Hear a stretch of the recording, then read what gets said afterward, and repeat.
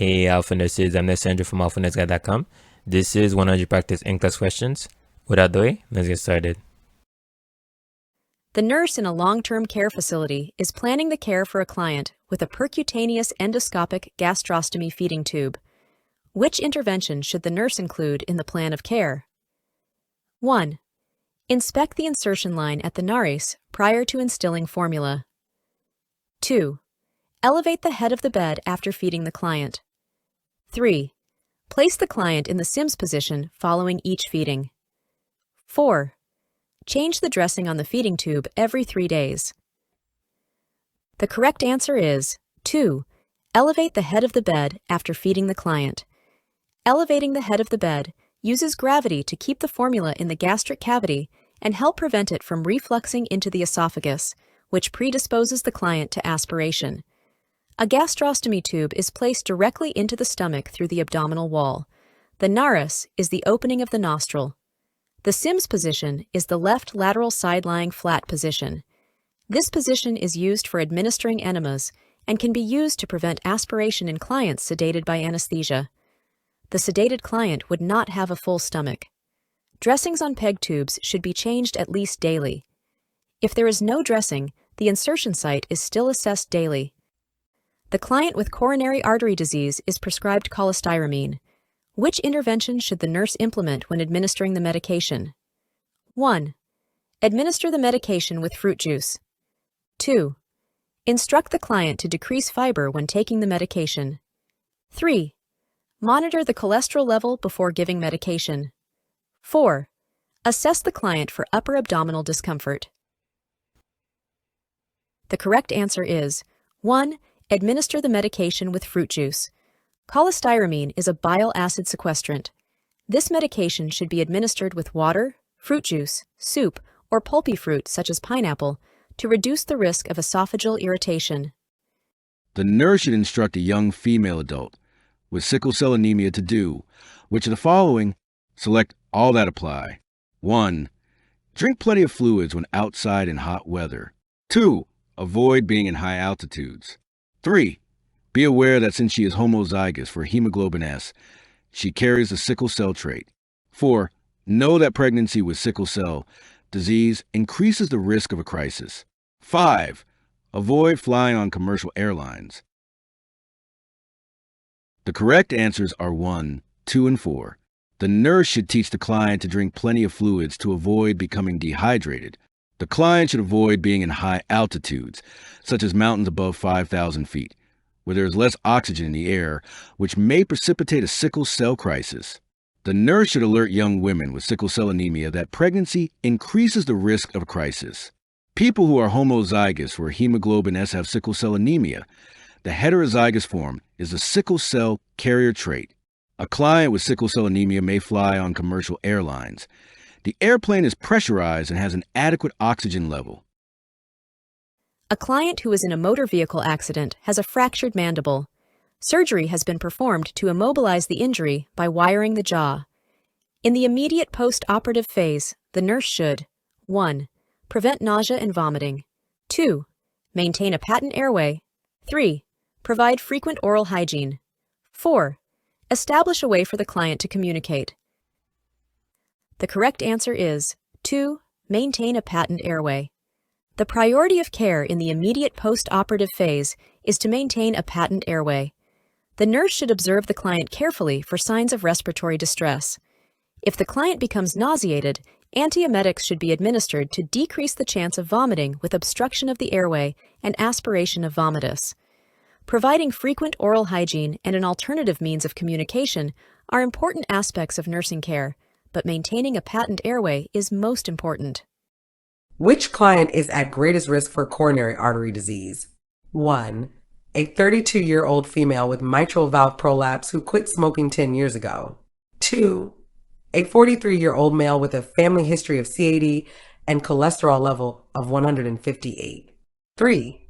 A 56-year-old male with an HDL of 60 who takes atorvastatin. 4. A 65-year-old female who is obese with an LDL of 188. The correct answer is for a 65-year-old female who is obese with an LDL of 188. Rationale: the woman who is 65 years old, overweight, and has an elevated LDL is at greatest risk.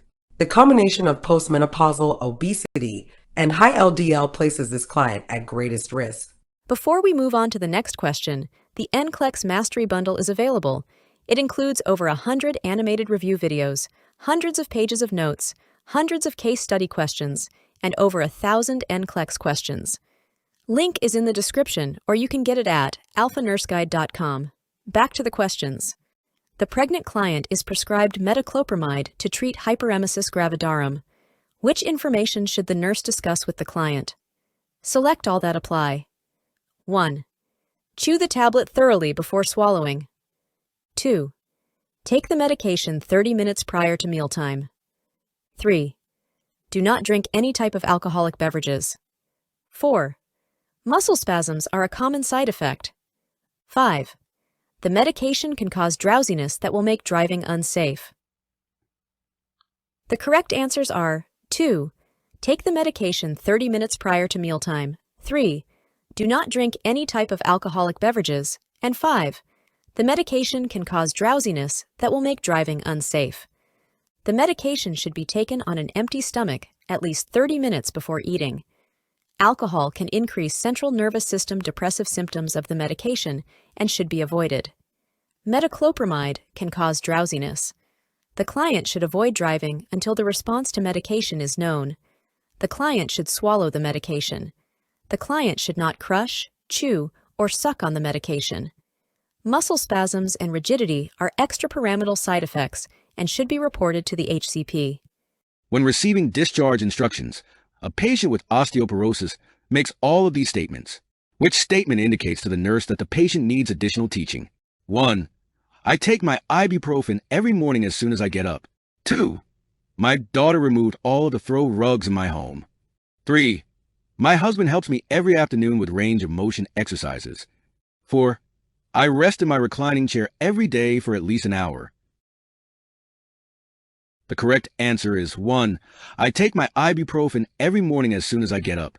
Rationale: ibuprofen can cause abdominal discomfort or pain and ulceration of the gastrointestinal tract. In such cases, it should be taken with meals or milk. Removal of throw rugs helps prevent falls. Range of motion exercises and rest are important strategies for coping with osteoporosis. When preparing discharge instructions for a client after an abdominal hysterectomy, the nurse should first: 1. Have the client watch an educational video. 2. Assess the client's available social supports. 3. Call the social worker to evaluate the client. 4. Read the discharge instructions to the client. The correct answer is 2. Assess the client's available social supports. Assessment is the first step in planning client education. Assessing social support resources is a key aspect of discharge planning that begins when the client is admitted to the hospital. It is imperative to know what assistance and support the client has at home. Assessment includes obtaining data about any family or home responsibilities the client is concerned with during the recovery period. It is within the scope of nursing practice to provide discharge instructions. A social worker is not needed at this time. The nurse should assess the client's needs before determining whether using a video or reading instructions to the client is appropriate. An older patient had ranibizumab injected into his eye for treatment of wet, age-related macular degeneration several days ago. He is now experiencing redness, light sensitivity, and pain. Which advice would the nurse give to the patient? 1. These are common side effects that should pass after a few more days. 2. Contact the healthcare provider immediately for possible eye infection. 3. Rest eyes as much as possible and wear sunglasses if lights are too bright. 4. Inform the HCP before the next treatment so that the dosage can be adjusted. The correct answer is 2. Contact the healthcare provider immediately for possible eye infection. Ranibizumab is an angiogenesis inhibitor that is directly injected into the vitreous humor of the eye.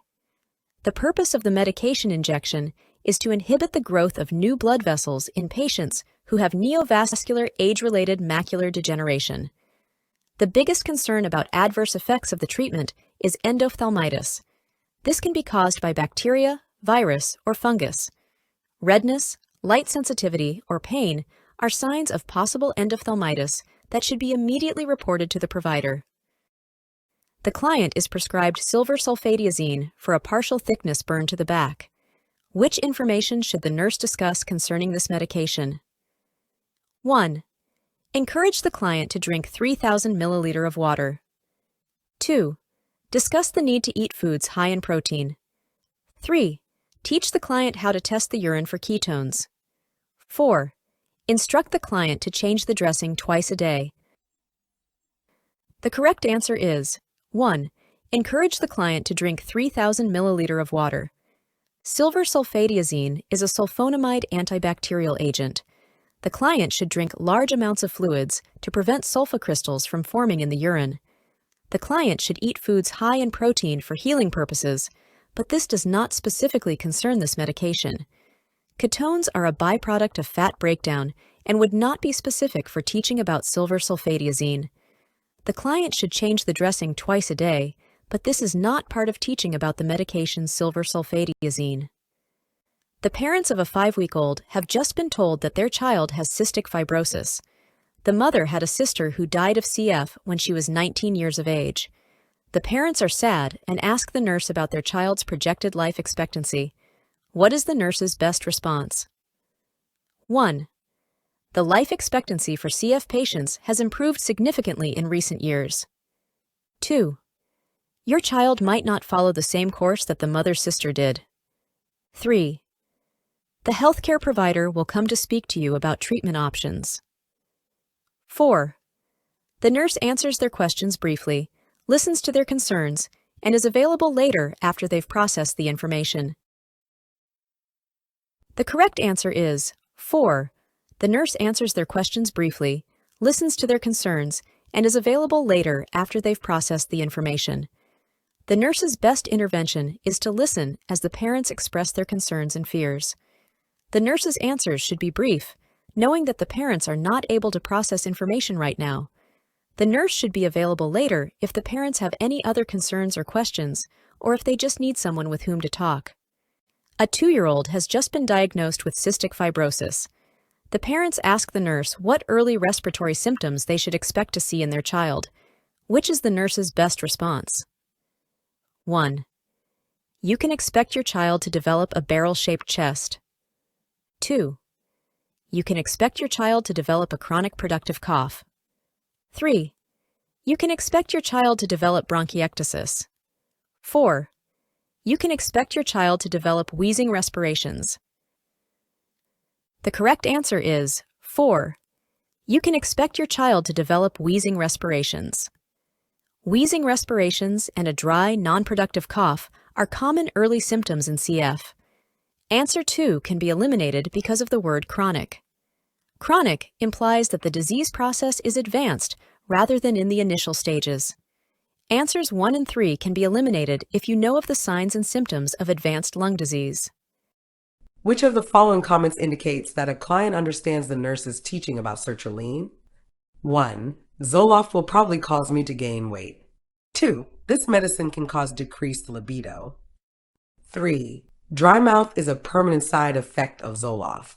4. I can take my medicine with St. John's wort. The correct answer is 2. This medicine can cause decreased libido. Rationale. Sertraline, like other selective serotonin reuptake inhibitors, SSRIs, can cause decreased libido. SSRIs do not typically cause weight gain but may cause loss of appetite and weight loss. Dry mouth is a possible side effect, but it is temporary. The client should be told to take sips of water, suck on ice chips, or use sugarless gum or candy. St. John's wort should not be taken with SSRIs because a severe reaction could occur. The client in labor has an epidural catheter in place for anesthesia. Which intervention is most important for the labor and delivery nurse? 1. Assist the client with breathing exercises during contractions. 2. Ensure the client's legs are correctly positioned in the stirrups. 3. Have the significant other scrub for the delivery of the baby. 4. Titrate the epidural medication to ensure analgesic effect. The correct answer is 2. Ensure the client's legs are correctly positioned in the stirrups. Because the legs are numb as a result of the epidural, the nurse must ensure the legs are in the stirrups correctly so that the client will not experience neurovascular compromise or any type of injury to the legs when they are in the stirrups. Breathing exercises are important, but the protection of the client's lower extremities while under anesthesia should be a priority for the nurse. Preparing the significant other for the delivery is important, but it is not a priority over the safety of the mother's lower extremities.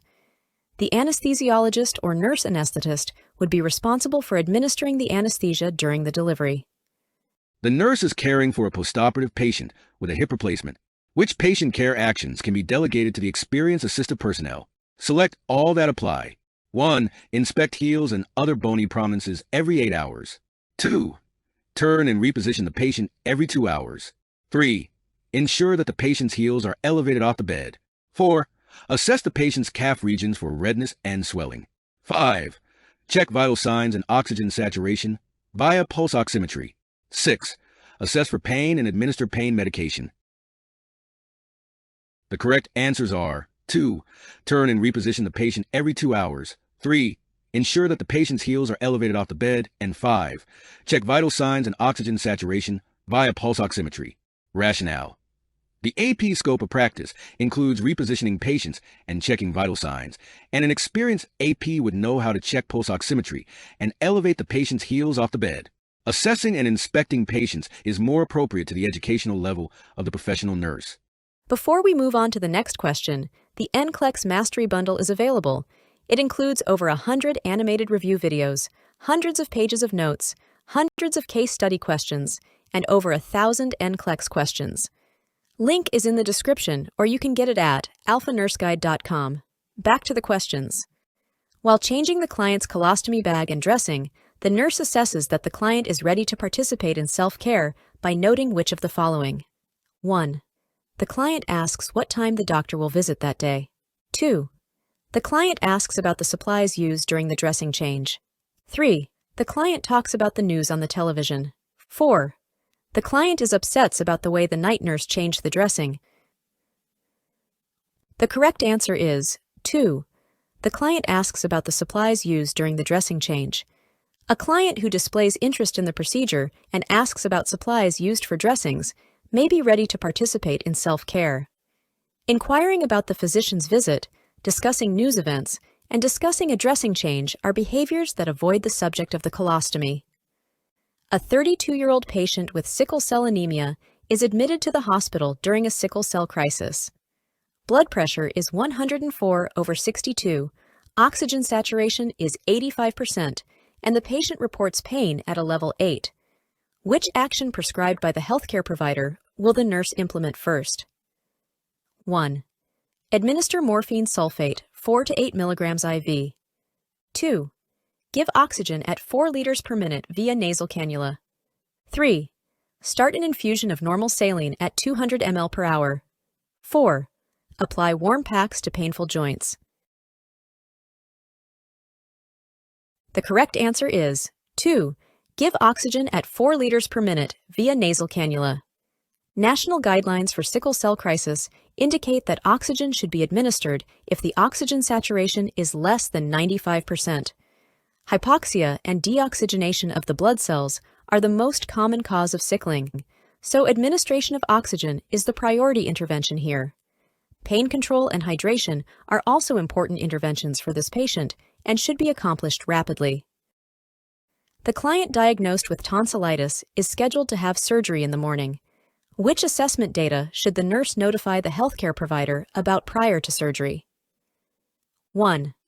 The client has a hemoglobin of 12.2 grams per deciliter and hematocrit of 36.5%.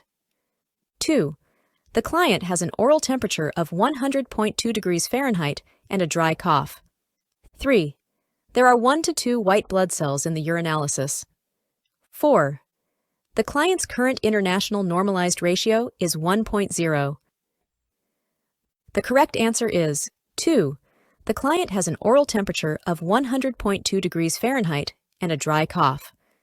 A low-grade temperature and a cough could indicate the presence of an infection, in which case the healthcare provider would not want to subject the client to anesthesia and the possibility of further complications. The surgery would be postponed. The hemoglobin and hematocrit given are within normal range. This would not warrant notifying the healthcare provider. 1 to 2 WBCs in a urinalysis is not uncommon because of the normal flora in the bladder. The INR indicates that the client's bleeding time is within normal range. In this question, all the answer options contain normal data except for one. The nurse would not call the healthcare provider to notify him or her of normal values. The client is reporting severe chest pain radiating down the left arm and is nauseated and diaphoretic. The HCP suspects the client is having an MI and has ordered morphine sulfate for the pain. Which interventions should the nurse implement? Select all that apply. 1. Instruct the client not to get out of the bed without notifying the nurse. 2. Administer the morphine sulfate intramuscularly in the ventral gluteal muscle. 3. Dilute the morphine sulfate to a 10 milliliters bolus with normal saline. 4. Administer the morphine sulfate slowly over 5 minutes. 5. Question the order because morphine sulfate should not be administered to a client with an MI. The correct answers are 1. Instruct the client not to get out of the bed without notifying the nurse. 3. Dilute the morphine sulfate to a 10 milliliters bolus with normal saline. And 4. Administer the morphine sulfate slowly over 5 minutes. The client should not get out of the bed without assistance due to the drowsiness the client will experience after receiving morphine sulfate, a narcotic analgesic. Also, the client is having chest pain and should not get out of bed without assistance. Morphine sulfate, a narcotic analgesic, is the drug of choice for chest pain, and it is administered intravenously so that it acts as soon as possible, within 10 to 15 minutes. IVP medications should be diluted to help decrease the pain when it is administered and to prevent irritation to the vein. Morphine sulfate may be administered intravenously when a rapid onset of action is desired. The dose is usually in the range of 2.5 to 15 milligrams, given slowly over 4 to 5 minutes. The nurse should instruct a client who has been diagnosed with vasospastic disorder, Raynaud's phenomenon, to 1. Immerse the hands in cold water during an episode. 2. Wear light garments when the temperature gets below 50 degrees Fahrenheit. 3. Wear gloves when handling ice or frozen foods. 4. Live in a cold climate. The correct answer is 3. Extreme changes in temperature can precipitate a vasospastic episode and should be avoided by clients with vasospastic disorder, Raynaud's disease. The client should be encouraged to wear gloves when handling frozen foods or ice. The client should immerse the involved extremity in warm water during an episode to promote vasodilation and relaxation of the small arteries that are in spasm. The client can help prevent vasospasm brought on by temperature changes by wearing warm clothes. Living in a cold climate will exacerbate the symptoms. A client has peripheral vascular disease of the lower extremities. The client tells the nurse, "I've really tried to manage my condition well." Which of the following routines should the nurse evaluate as having been appropriate for this client? 1. Resting with the legs elevated above the level of the heart. 2. Walking slowly but steadily for 30 minutes twice a day. 3. Minimizing activity. 4. Wearing anti-embolism stockings at all times when out of bed. The correct answer is 2. Walking slowly but steadily for 30 minutes twice a day. Slow, steady walking is a recommended activity for clients with peripheral vascular disease because it stimulates the development of collateral circulation. The client with PVD should not remain inactive. Elevating the legs above the heart or wearing anti-embolism stockings is a strategy for alleviating venous congestion and may worsen peripheral arterial disease. A client with major depressive disorder has independently showered, dressed, and washed her hair for the first time since her admission to the inpatient unit 4 days ago.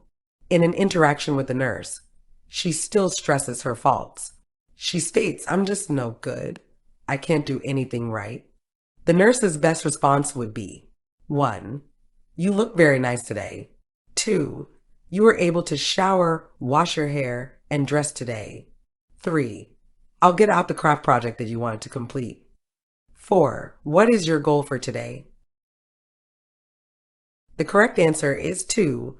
You were able to shower, wash your hair, and dress today. Rationale.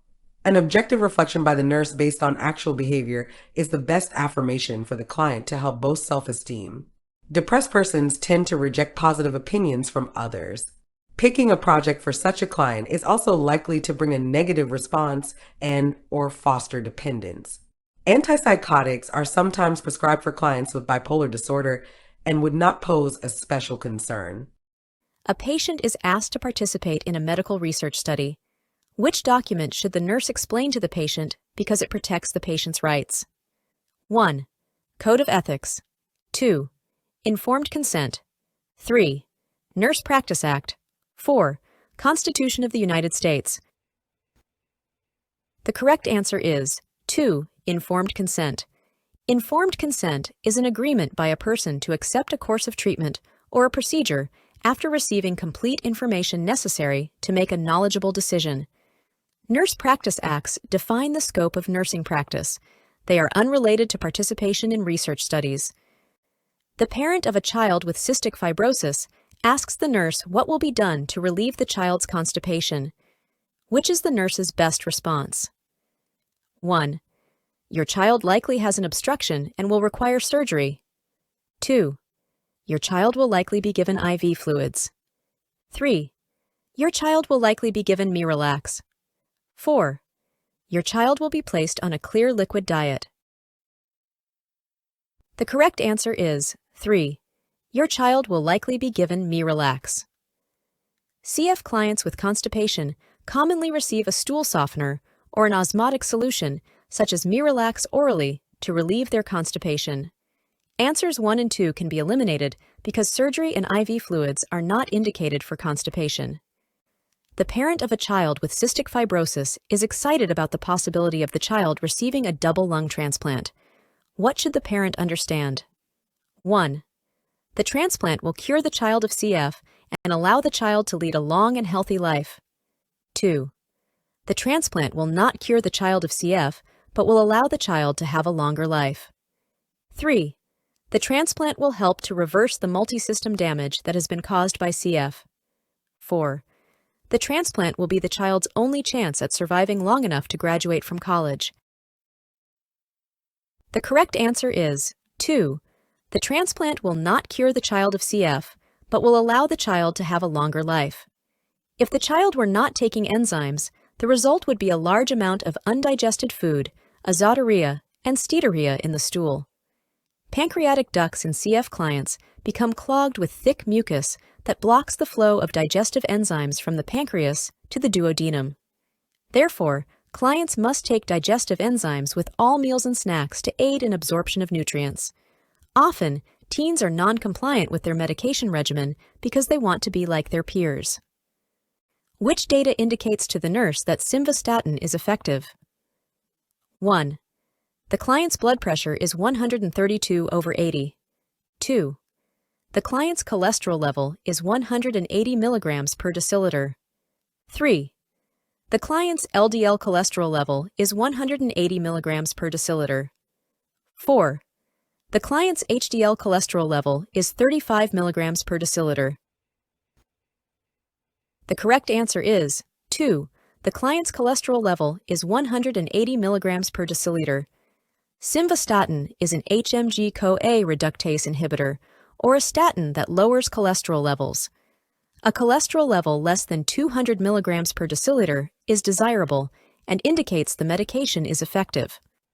A client is having a blood transfusion reaction. The nurse must do the following in what order priority from first to last? 1.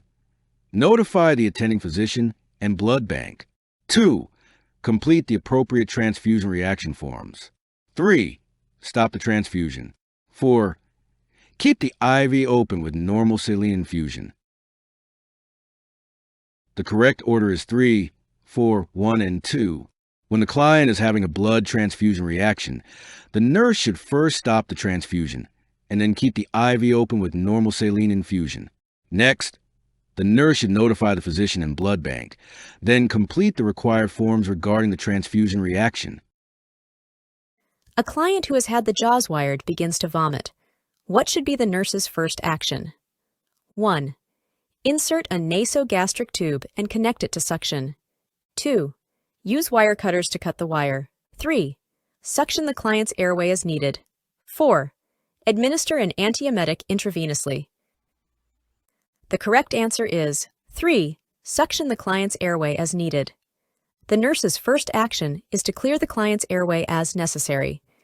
Inserting an NG tube or administering an antiemetic may prevent future vomiting episodes, but these procedures are not helpful when the client is actually vomiting. Cutting the wires is done only as a last resort or in case of respiratory or cardiac arrest. The client has been managing angina episodes with nitroglycerin. Which of the following indicate the drug is effective? 1. Decreased chest pain. 2. Increased blood pressure. 3. Decreased blood pressure. 4. Decreased heart rate. The correct answer is 1. Decreased chest pain. Rationale. Nitroglycerin acts to decrease myocardial oxygen consumption. Vasodilation makes it easier for the heart to eject blood, resulting in decreased oxygen needs. Decreased oxygen demand reduces pain caused by heart muscle not receiving sufficient oxygen. While blood pressure may decrease ever so slightly due to the vasodilation effects of nitroglycerin, it is only secondary and not related to the angina the patient is experiencing. Increased blood pressure would mean the heart would work harder, increasing oxygen demand and thus angina. Decreased heart rate is not an effect of nitroglycerin. The client who is 32 weeks pregnant and in preterm labor is prescribed terbutaline. Which data warrants intervention by the nurse? 1. The client's respiratory rate is 34 breaths per minute. 2. The fetal heart rate is 150 beats per minute. 3. The client's apical heart rate is 104 beats per minute. 4. The client reports no contractions. The correct answer is 1. The client's respiratory rate is 34 breaths per minute. Terbutaline, a beta-adrenergic agonist, causes bronchodilation, and if the client's respiratory rate is abnormally high, or if there is a change in quality of lung sounds such as wheezing, rales, or coughing, the HCP should be notified. The normal fetal heart rate is 110 to 160 beats per minute. Therefore, a fetal heart rate of 150 beats per minute is within normal limits and would not warrant intervention by the nurse.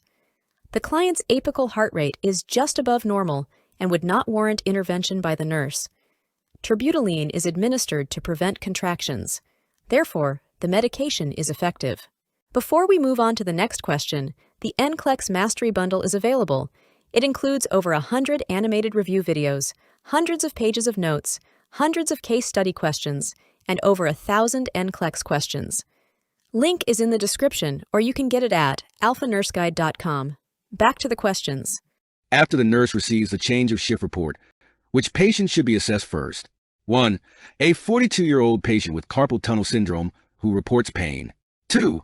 A 64-year-old patient with osteoporosis awaiting discharge. 3. A 28-year-old patient with a fracture who reports that the cast is tight. 4. A 56-year-old patient with a left leg amputation who reports phantom pain. The correct answer is 3. A 28-year-old patient with a fracture who reports that the cast is tight. Rationale. The patient with the tight cast is at risk for circulation impairment and peripheral nerve damage. Although all of the other patient's concerns are important, and the nurse will want to see them as soon as possible, none of their complaints is urgent. The patient with the tight cast may have risk for injury to a limb, which is more urgent. Which of the following guidelines reflects the current American and Canadian Cancer Society's recommendations for screening for colon cancer in individuals who are not at high risk? 1. Annual digital rectal examination should begin at age 40. 2. Annual fecal testing for occult blood should begin at age 50. 3. Individuals should obtain a baseline barium enema at age 40. 4. Individuals should obtain a baseline colonoscopy at age 45. The correct answer is 2. Annual fecal testing for occult blood should begin at age 50. Annual fecal testing for occult blood should begin at age 50. Annual digital rectal examinations are recommended in men beginning at age 50 to screen for prostate cancer. Baseline barium enemas or colonoscopies are recommended at age 50. Baseline barium enemas and colonoscopies are not performed on individuals in their 40s unless they experience signs or symptoms that indicate the need for such diagnostic testing or are considered to be at high risk. The nurse is preparing to have a patient who has acute leukemia sign the permit for a bone marrow aspiration. The patient states that the oncologist has explained the procedure and the complications, and she has no further questions. What assessment is most important for the nurse to complete before the procedure is carried out? 1. Review the patient's do not resuscitate status. 2. Review the platelet count. 3. Review the leukocyte count. 4. Ask when the patient ate last. The correct answer is 2. Review the platelet count. The most important assessment to carry out before the procedure is to review the platelet count to ensure that the platelets are within normal limits. A complication of a bone marrow aspiration is bleeding, and platelets are necessary for normal clotting to take place. The nurse should also review the prothrombin time, partial thromboplastin time, and international normalized ratio for the same reason. A patient's DNR status should be reviewed in case of an emergency on all ill patients as a general rule. The leukocyte count in leukemia is expected to be altered and is not important when considering the bleeding complication. Usually, it is not necessary for a patient to be NPO before the procedure. The male client diagnosed with a stage 4 pressure ulcer on the coccyx area is being treated with an autolytic medication for debridement and an occlusive dressing. The wife of the client asks the nurse, "Why isn't someone doing something about that foul odor my husband has?" Which statement is the nurse's best response? 1. I will contact your husband's doctor when he makes rounds. 2. The odor is secondary to an infection, and he is taking antibiotics. 3. The odor is an expected reaction to the pressure dressing. 4. I am sorry the odor bothers you. We will bathe your husband. The correct answer is 3. The odor is an expected reaction to the pressure dressing. Option 3 is an expected reaction to the pressure dressing. The foul odor is produced by the breakdown of cellular debris and does not indicate that the wound is infected. In option 1, there is no reason to contact the HCP because this is an expected reaction to the pressure dressing. In option 2, the client may have an infection and is taking antibiotics, but this is not causing the foul odor. In option 4, bathing the husband will not help the odor. Therefore, this response is not appropriate. A school-age child has been diagnosed with nasopharyngitis. The parent is concerned because the child has had little or no appetite for the last 24 hours. Which is the nurse's best response? 1. Do not be concerned. It is common for children to have a decreased appetite during a respiratory illness. 2. Be sure your child is taking an adequate amount of fluids. The appetite should return soon. 3. Try offering the child some favorite foods. Maybe that will improve the appetite. 4. You need to force your child to eat whatever you can. Adequate nutrition is essential. The correct answer is 2. Be sure your child is taking an adequate amount of fluids. The appetite should return soon. It is common for children to have a decreased appetite when they have a respiratory illness. The nurse is appropriately instructing the parent that the child will be fine by taking in an adequate amount of fluid, which will keep the child hydrated. Answer 4 can be eliminated because one should not force the child to eat. If the word encourage had been used, answer 4 would have been a better choice, although still not the best answer. Answer 1 can be eliminated because the nurse did not inform the parent of the importance of maintaining adequate fluid intake. A 6-month-old on the pediatric floor has a respiratory rate of 68, mild intercostal retractions, and oxygen saturation of 89%. The infant has not been feeding well for the last 24 hours and is restless. Using the SBAR Situation Background Assessment Recommendation. Technique for communication. The The nurse calls the primary health care provider with a recommendation for 1. Starting oxygen. 2. Providing sedation. 3. Transferring to PICU. 4. Prescribing a chest CT scan. The correct answer is 1. The infant is experiencing signs and symptoms of respiratory distress, indicating the need for oxygen therapy. Sedation will not improve the infant's respiratory distress and would likely cause further respiratory depression. If the infant's respiratory status continues to decline, she may need to be transferred to the PICU. Oxygen should be the priority as it may improve the infant's respiratory status. A chest CT is not indicated. However, a chest X-ray will be another appropriate recommendation for this infant. A 12-year-old with cystic fibrosis is being treated in the hospital for pneumonia. The primary care provider is calling in a telephone prescription for ampicillin. The nurse should do which of the following? Select all that apply. 1. Ask the unit clerk to listen on the speakerphone with the nurse and write down the prescription. 2. Ask the primary care provider to come to the hospital and write the prescription on the chart. 3. Repeat the prescription to the primary care provider. 4. Ask the primary care provider to confirm that the prescription is correct as understood by the nurse. 5. Ask the nursing supervisor to co-sign the telephone prescription as transcribed by the nurse. The correct answers are 3 and 4. To ensure client safety in obtaining telephone prescriptions, the prescription must be received by a licensed nurse. The nurse should write the prescription, read the prescription back to the primary care provider, and receive confirmation from the primary care provider that the prescription is correct.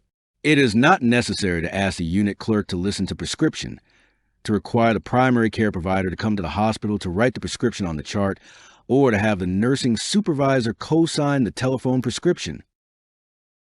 A nurse is informed that a credentialing team has arrived and is in the process of assessing the quality of care delivered at the hospital.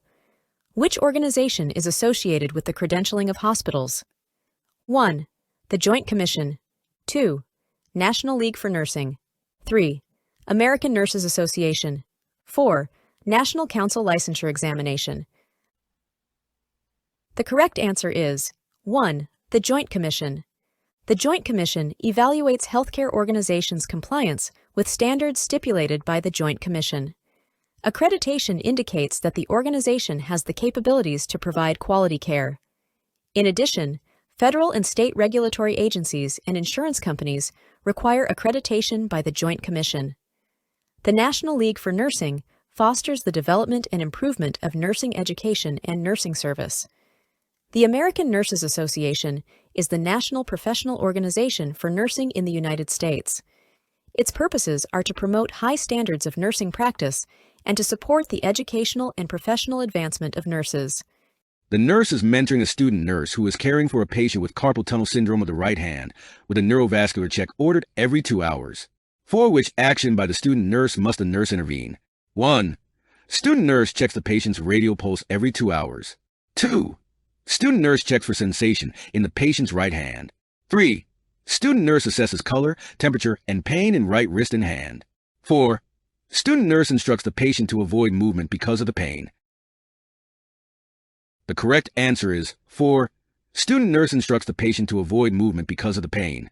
Rationale. Performing complete neurovascular assessment includes palpation of pulses in the extremities below the level of injury and assessment of sensation, movement, color, temperature, and pain in the injured part. If pulses are not palpable, use of a Doppler helps find pulses in the extremities. After surgery, the patient should be given pain medication and encouraged to move the fingers frequently. Some hand movements, such as lifting heavy objects, may be restricted for 4 to 6 weeks after surgery. A client is recovering from an abdominal perineal resection. Which of the following measures would most effectively promote wound healing after the perineal drains have been removed? 1. Taking sitz baths. 2. Taking daily showers. 3. Applying warm, moist dressings to the area. 4. Applying a protected heating pad to the area. The correct answer is 1. Taking sitz baths. Sitz baths are an effective way to clean the operative area after an abdominal perineal resection. Sitz baths bring warmth to the area, improve circulation, and promote healing and cleanliness. Most clients find them comfortable and relaxing. Between sitz baths, the area should be kept clean and dry. A shower will not adequately clean the perineal area. Moist dressings may promote wound contamination and delay healing. A heating pad applied to the area for longer than 20 minutes may cause excessive vasodilation, leading to congestion and discomfort. The charge nurse is making the daily assignments on the medical surgical unit. Which patient is best assigned to a float nurse who has come from the post-anesthesia care unit? 1. A 30-year-old patient with thalassemia major who has an order for subcutaneous infusion of deferoxamine. 2. A 43-year-old patient with multiple myeloma who requires discharge teaching. 3. A 52-year-old patient with chronic gastrointestinal bleeding who has returned to the unit after a colonoscopy. 4. A 65-year-old patient with pernicious anemia who has just been admitted to the unit. The correct answer is 3. A 52-year-old patient with chronic gastrointestinal bleeding who has returned to the unit after a colonoscopy. A nurse who works in the post-anesthesia care unit will be familiar with the monitoring needed for a patient who has just returned from a procedure such as a colonoscopy, which requires moderate sedation or monitored anesthesia care. Care of the other patients requires staff with more experience with various types of hematologic disorders and would be better to assign to nursing personnel who regularly work on the medical surgical unit. The client diagnosed with chronic sinusitis who has undergone a Caldwell-Luke procedure is complaining of pain. Which intervention should the nurse implement first? 1. Administer the narcotic analgesic IVP. 2. Perform gentle oral hygiene. 3. Place the client in semi-Fowler's position. 4. Assess the client's pain. The correct answer is 4. Assess the client's pain. Prior to intervening, the nurse must assess to determine the amount of pain and possible complications occurring that could be masked if narcotic medication is administered. The client has complained of pain, and the nurse, after determining the severity of the pain and barring any complications in the client, will administer pain medication after completion of the assessment. Oral hygiene helps to prevent the development of infections and promotes comfort, but it will not relieve the pain. Placing the client in the semi-Fowler's position will reduce edema of inflamed sinus tissue, but it will not immediately affect the client's perception of pain. Whenever there is an assessment answer among the answer options, you should look carefully at what is being assessed. If the option says to assess the problem identified in the question, it will usually be the correct answer. Remember, the first step in the nursing process is assessment. The client diagnosed with angina who is prescribed nitroglycerin tells the nurse, "I don't understand why I can't take my sildenafil. I need to take it so that I can make love to my wife." Which statement is the nurse's best response? 1. If you take the medications together, they may cause you to have very low blood pressure. 2. You are worried your wife will be concerned if you cannot make love. 3. If you wait at least 8 hours after taking your nitroglycerin, you can take your sildenafil. 4. You should get clarification with your HCP about taking sildenafil. The correct answer is 1. If you take the medications together, they may cause you to have very low blood pressure. Life-threatening hypotension can result with concurrent use of NTG and sildenafil, a peripheral vasodilator erectile agent. A client with Raynaud's phenomenon is prescribed diltiazem. An expected outcome is 1. Decreased heart rate. 2. Conversion to normal sinus rhythm. 3. Reduced episodes of finger numbness. 4. Increased SpO2. The correct answer is 3. Calcium channel blockers are first-line drug therapy for the treatment of vasospasms with Raynaud's phenomenon when other therapies are ineffective. Cardizem relaxes smooth muscles and improves peripheral perfusion, therefore reducing finger numbness. Cardizem decreases heart rate and is used to treat atrial fibrillation, but these are not associated with Raynaud's. When vasospasms are prevented, an accurate SpO2 can be measured in the affected extremity. However, SpO2 is a measurement of systemic oxygenation not influenced by cardizem. A client is scheduled to have an arteriogram. During the arteriogram, The client reports having nausea, tingling, and dyspnea. The nurse's immediate action should be to 1. Administer epinephrine. 2. Inform the physician. 3. Administer oxygen. 4. Inform the client that the procedure is almost over. The correct answer is 2. Inform the physician. Clients may have an immediate or a delayed reaction to the radiopaque dye. The physician should be notified immediately because the symptoms suggest an allergic reaction. Treatment may involve administering oxygen and epinephrine. Explaining that the procedure is over does not address the current symptoms. Before we move on to the next question, the NCLEX Mastery Bundle is available. It includes over 100 animated review videos, hundreds of pages of notes, hundreds of case study questions, and over 1,000 NCLEX questions. Link is in the description, or you can get it at alphanurseguide.com. Back to the questions. A client comes to the mental health clinic for a follow-up visit for a diagnosis of major depressive disorder. He says that he has been taking his escitalopram oxalate as prescribed since his second hospitalization 3 months ago. He tells the nurse that he is feeling like my old self again. Now he wants to stop taking medication. I don't want to be dependent on meds like my father. What is the nurse's best initial response to him? 1. After another 3 months of stability, it might be safe for you to go off the escitalopram. 2. After 2 significant episodes, you will need to take an antidepressant indefinitely. 3. Research indicates that individuals who have had 2 major depressive episodes have a 70% chance of having a third episode. 4. It is likely that you can learn to manage your depression with a regular exercise regime and a healthy diet. The correct answer is 3. Research indicates that individuals who have had 2 major depressive episodes have a 70% chance of having a third episode. Rationale. After 2 episodes of a major depressive disorder, the likelihood of a third episode increases to 70%. This information would be useful to convey prior to discussing the importance of continuing his medication. This client also has a family history of depression.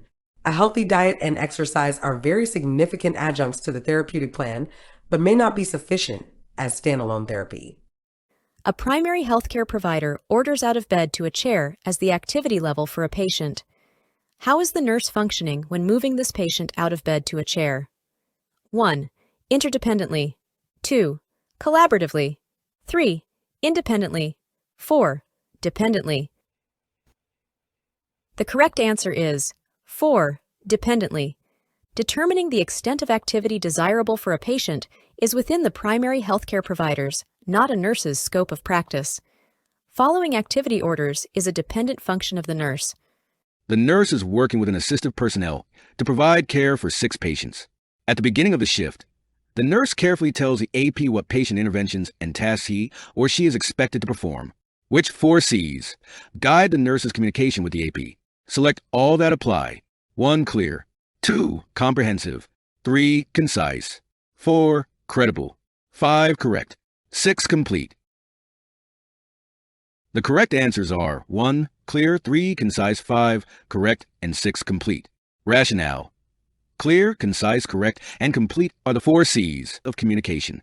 Implementing the 4 C's of communication helps the nurse ensure that the AP understands what is being said, that the AP does not confuse the nurse's directions, that the directions comply with policies, procedures, job descriptions, and the law, and that the AP has all the information necessary to complete the tasks assigned. The triage nurse in the emergency room must prioritize the children waiting to be seen. Which of the following children is in the greatest need of emergency medical treatment? 1.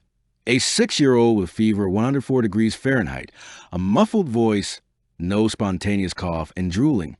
2. A 3-year-old with fever 100 degrees Fahrenheit, a barky cough, and mild intercostal retractions. 3. A 4-year-old with fever 101 degrees Fahrenheit, a hoarse cough, inspiratory stridor, and restlessness. 4. A 13-year-old with fever 104 degrees Fahrenheit, chills, and a cough with thick yellow secretions. The correct answer is 1. This child is exhibiting signs and symptoms of epiglottitis, which is a medical emergency due to the risk of complete airway obstruction. The 3 and 4-year-olds are exhibiting signs and symptoms of croup. Symptoms often diminish after the child has been taken out in the cool night air. If symptoms do not improve, the child may need a single dose of dexamethasone. Fever should also be treated with antipyretics. The 13-year-old is exhibiting signs and symptoms of bronchitis. Treatment includes rest, antipyretics, and hydration. A nurse administers cefazolin instead of ceftriaxone to an 8-year-old with pneumonia. The client has suffered no adverse effects. The nurse tells the charge nurse of the incident, but fears disciplinary action from reporting the error. The charge nurse should tell the nurse, 1. If you do not report the error, I will have to. 2. Reporting the error helps to identify system problems to improve client safety. 3. Notify the client's primary care provider to see if she wants this reported. 4. This is not a serious mistake, so reporting it will not affect your position. The correct answer is 2. Client safety is enhanced when the emphasis on medication errors is to determine the root cause. All errors should be reported so systems can identify patterns that contribute to errors. Here, the similar names probably contributed to the error. The nurse who commits the error knows all the relevant information and is in the best position to report it. While the primary care provider should be notified, it is a nursing responsibility to report errors, not a primary care provider choice. Relating mistakes to a nurse's position focuses on personal blame. The nurse is preparing a patient for magnetic resonance imaging. Which action can the nurse delegate to the experienced assistive personnel? 1. Teach the patient what to expect during the test. 2. Instruct the patient to remove metal objects, including zippers. 3. Witness that the patient has signed the consent form. 4. Check and record pre-procedure vital signs. The correct answer is 4. Check and record pre-procedure vital signs. Rationale. The AP scope of practice includes checking and recording patient vital signs. Teaching and instructing, as well as witnessing consent forms, is appropriate to the professional nurse's scope of practice. The AP could remind the patient about the removal of metal objects after the patient receives that instruction. When planning diet teaching for the client with a colostomy, the nurse should develop a plan that emphasizes which of the following dietary instructions. 1. Foods containing roughage should not be eaten. 2. Liquids are best limited to prevent diarrhea. 3.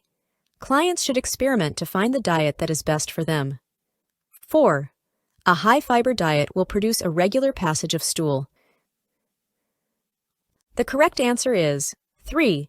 Clients should experiment to find the diet that is best for them. It is best to adjust the diet of a client with a colostomy in a manner that suits the client rather than trying special diets. Severe restriction of roughage is not recommended. The client is encouraged to drink 2 to 3 liters of fluid per day. A high-fiber diet may produce loose stools. The nurse is making a room assignment for a newly arrived patient whose laboratory test results indicate pancytopenia. Which patient will be the best roommate for the new patient? 1. Patient with digoxin toxicity. 2. Patient with viral pneumonia. 3. Patient with shingles. 4. Patient with cellulitis. The correct answer is 1. Patient with digoxin toxicity. Patients with pancytopenia are at higher risk for infection. The patient with digoxin toxicity presents the least risk of infecting the new patient. Viral pneumonia, shingles, and cellulitis are infectious processes. The charge nurse on a surgical floor is making assignments. Which client should be assigned to the most experienced nurse? 1. The 36-year-old client who has undergone an antral irrigation for sinusitis yesterday and has moderate pain. 2. The 6-year-old client scheduled for a tonsillectomy and adenoidectomy this morning who will not swallow medication. 3. The 18-year-old client who had a Caldwell-Luke procedure 3 days ago and has purulent drainage on the drip pad. 4. The 45-year-old client diagnosed with a peritonsillar abscess who requires IVPB antibiotic therapy 4 times a day. The correct answer is 3. The 18-year-old client who had a Caldwell-Luke procedure 3 days ago and has purulent drainage on the drip pad. The post-operative client with purulent drainage could be developing an infection. The experienced nurse would be needed to assess and monitor the client's condition. Any nurse who is capable of administering IV/PB medications can care for this client. This client is 1 day post-operative and has moderate pain, which is to be expected after surgery. A less experienced nurse can care for this client. A child about to go to surgery involving the throat area can be expected to have painful swallowing. This does not require the most experienced nurse. In this type of question, you must determine if the situation described is expected or within normal limits. The option that gives unexpected data or data not within normal limits requires a nurse with more knowledge and experience. The client diagnosed with a myocardial infarction is receiving thrombolytic therapy. Which data warrants immediate intervention by the nurse? 1. The client's telemetry has reperfusion dysrhythmias. 2. The client is oozing blood from the IV site. 3. The client is alert and oriented to date, time, and place. 4. The client has no signs of infiltration at the insertion site. The correct answer is 2. The client is oozing blood from the IV site. Any bleeding from the IV site, gums, rectum, or vagina should be reported to the HCP. The HCP may not be able to take intervention to prevent the bleeding during therapy, but it warrants notifying the HCP. When giving discharge instructions to the client with vasospastic disorder, Raynaud's phenomenon, the nurse should explain that the expected outcome of taking a beta-adrenergic blocking medication is to control the symptoms by 1. Decreasing the influence of the sympathetic nervous system on the tissues in the hands and feet. 2. Decreasing the pain by producing analgesia. 3. Increasing the blood supply to the affected area. 4. Increasing monoamine oxidase. The correct answer is 1. Beta-adrenergic medications block the beta-adrenergic receptors. Therefore, the expected outcome of the medication is to decrease the influence of the sympathetic nervous system on the blood vessels in the hands. Beta-adrenergic blockers have no analgesic effects. Increasing blood supply to the affected area is an indirect effect of beta-adrenergic blockers.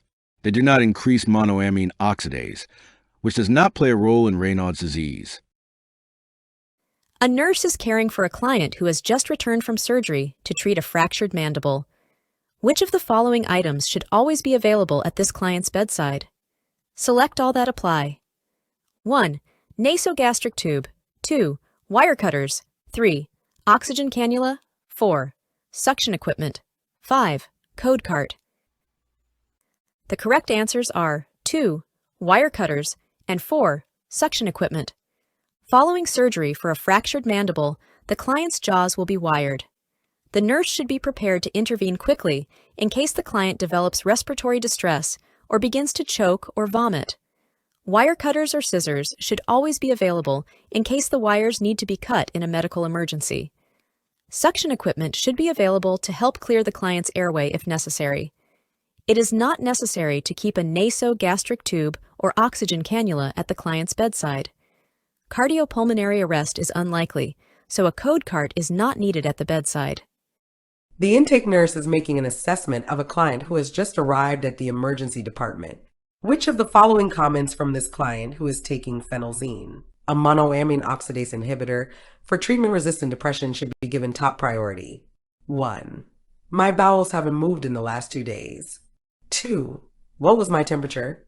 I'm feeling warm. 3.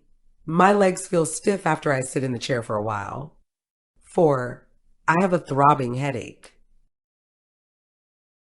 The correct answer is 4. I have a throbbing headache. Rationale. A serious, life-threatening reaction to MAO inhibitors is hypertensive crisis. Although this medication is inclined to reduce blood pressure, in combination with too much tyramine, blood pressure can rise to a dangerous level. A throbbing headache could be a significant indicator of an impending crisis. A nurse witnesses an accident and assists the victim who has a life-threatening injury. Which should the nurse do to meet an important standard of care when acting as a good Samaritan at the scene of an accident? 1. Seek consent from the injured party before rendering assistance. 2.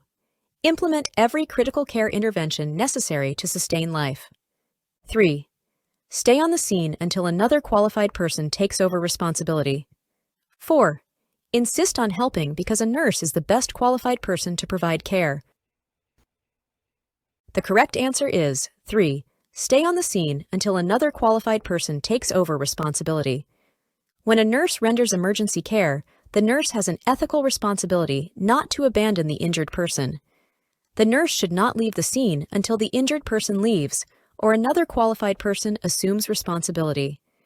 Depending on the injured person's physical and emotional status, the person may or may not be able to consent to care.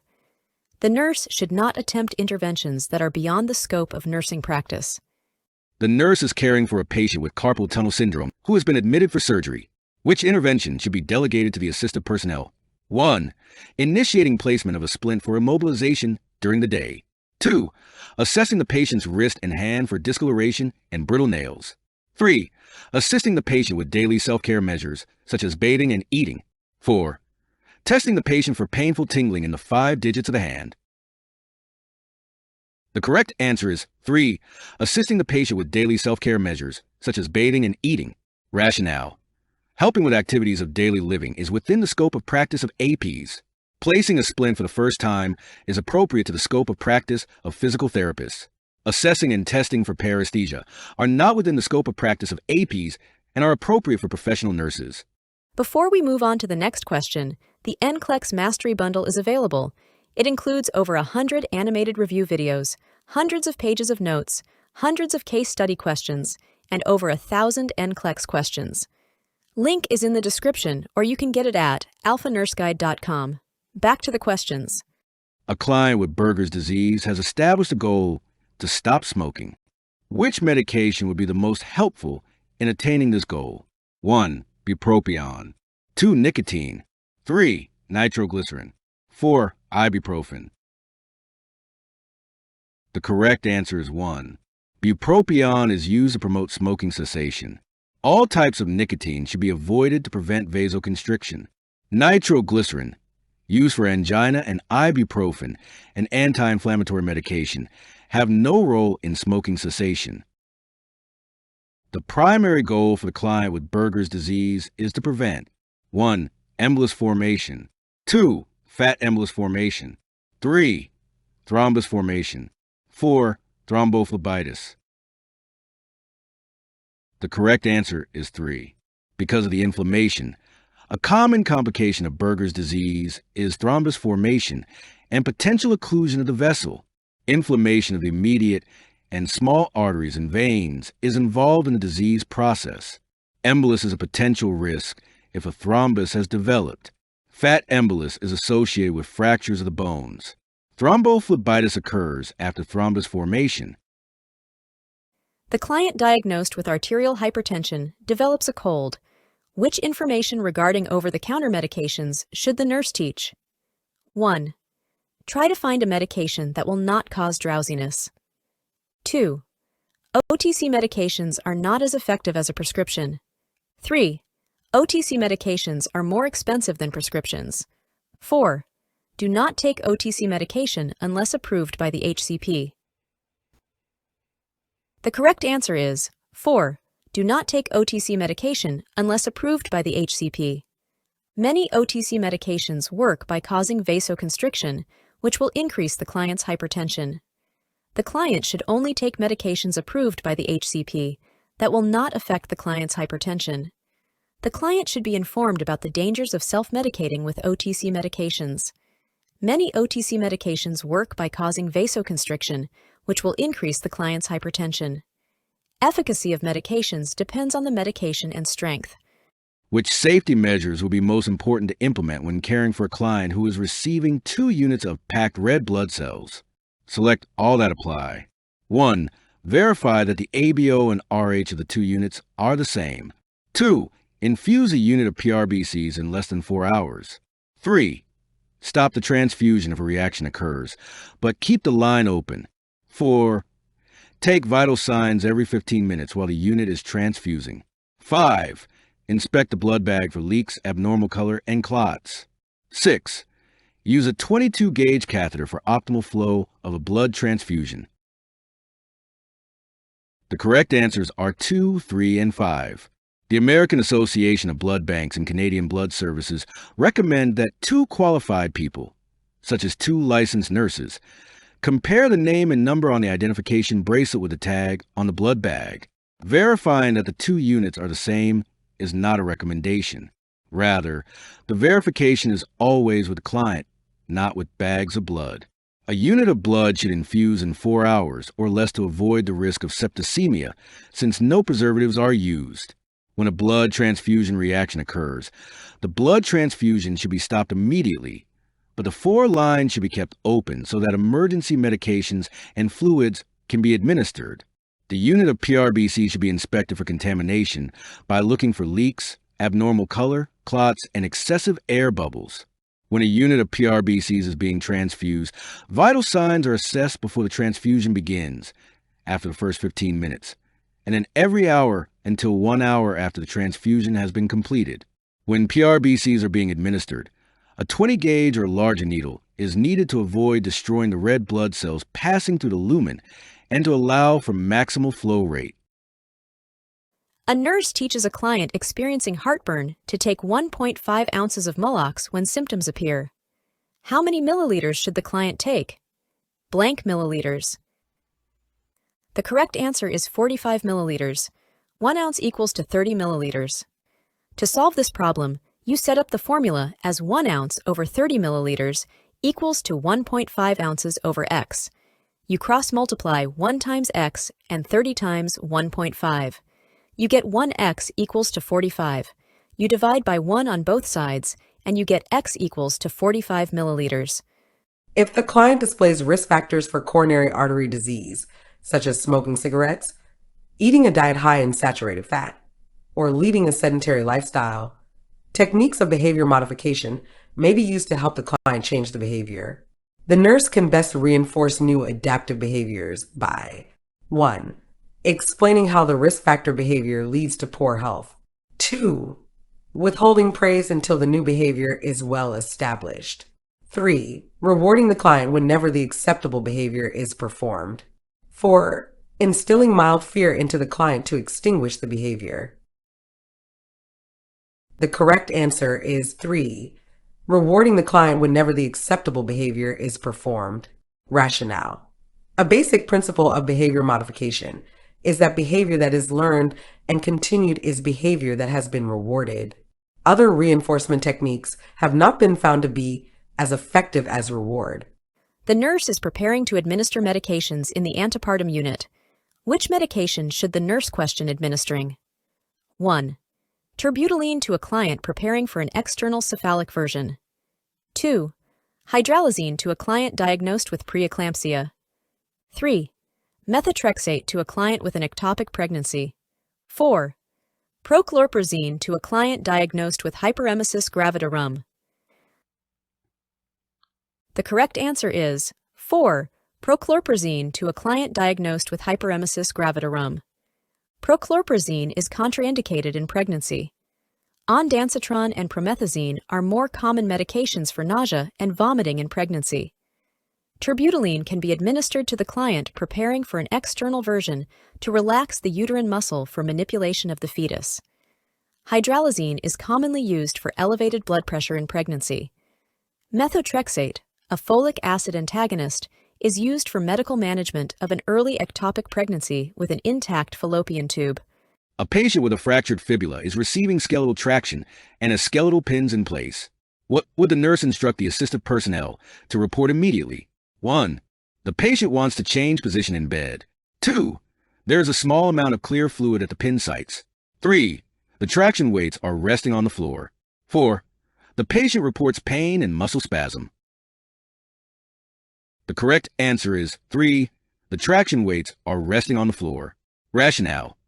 When the weights are resting on the floor, they are not exerting pulling force to provide reduction and alignment or to prevent muscle spasm. The weights should always hang freely. Attending the weights may reduce the patient's pain and spasms. With skeletal pins, a small amount of clear fluid drainage is expected. It is important to inspect the traction system after a patient changes position because position changes may alter the traction. A client refuses to look at or care for her colostomy. Which of the following statements by the nurse would be most appropriate? 1. It has been 4 days since your surgery, and you will soon be discharged. You have to learn to care for your colostomy before you leave the hospital. 2. I think we will need to teach your husband to care for your colostomy if you are not going to be able to do it. 3. I understand how you are feeling. It is important for you to feel attractive, and you think having a colostomy changes your attractiveness. 4. I can see that you are upset. Would you like to share your concerns with me? The correct answer is 4. I can see that you are upset. Would you like to share your concerns with me? It is important for the nurse to recognize that individuals go through a grieving process when adjusting to a colostomy. The nurse should be accepting and provide the client with opportunities to share her concerns and feelings when she is ready. Lecturing the client about the need to learn how to care for the colostomy is not productive, nor is attempting to shame her into caring for the colostomy by implying her husband will have to provide the care if she does not. It is not possible for the nurse to understand what the client is feeling. A patient who has sickle cell disease is admitted with vaso-occlusive crisis and reports severe abdominal and flank pain. Which of the analgesic medications on the pain treatment protocol will be best for the nurse to administer initially? 1. Ibuprofen 800 mg PO. 2. Morphine sulfate 4 mg IV. 3. Hydromorphone liquid 5 mg PO. 4. Fentanyl 25 micrograms per hour transdermal patch. The correct answer is 2. Morphine sulfate 4 mg IV. Guidelines for the management of vaso-occlusive crisis suggest the rapid use of parenteral opioids for patients who have moderate to severe pain.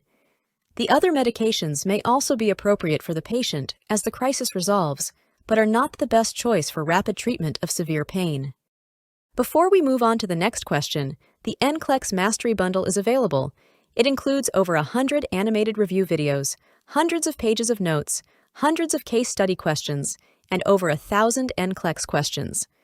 Link is in the description, or you can get it at alphanurseguide.com. Back to the questions. The nurse is changing a hydrocolloid antimicrobial barrier, dressing with silver, for a client diagnosed with a stage 4 pressure ulcer.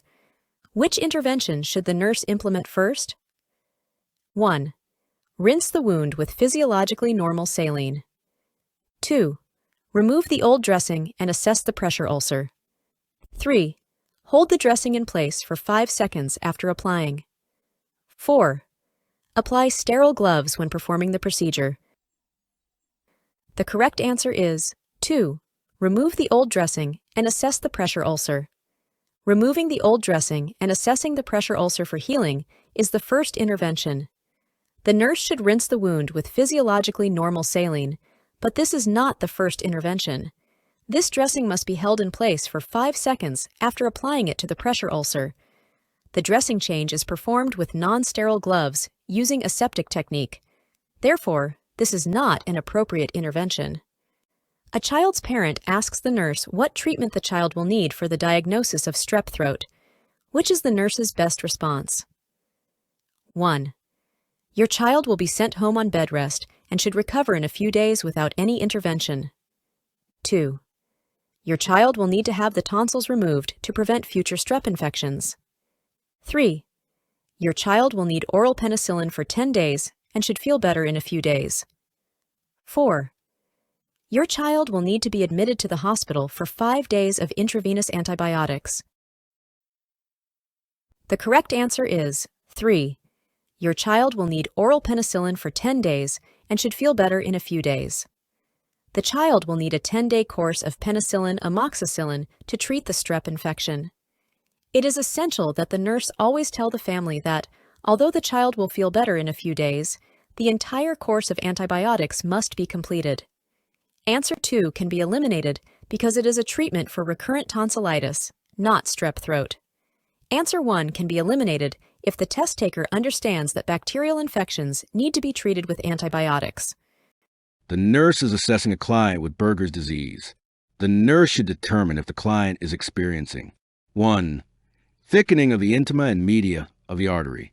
2. Inflammation and fibrosis of arteries, veins, and nerves. 3. Vasospasm lasting several minutes. 4. Pain, pallor, and pulselessness. The correct answer is 2. Berger's disease is characterized by inflammation and fibrosis of arteries, veins, and nerves. White blood cells infiltrate the area and become fibrotic, which results in occlusion of the vessels. Signs and symptoms include slowly developing claudication, cyanosis, coldness, and pain at rest.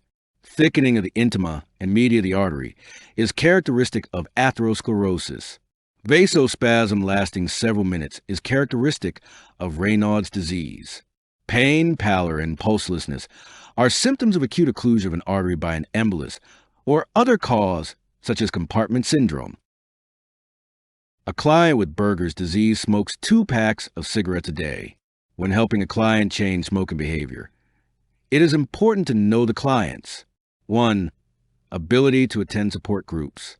2. Goals for the treatment. 3. Perception of the negative behavior. 4. Motivation. The correct answer is 3.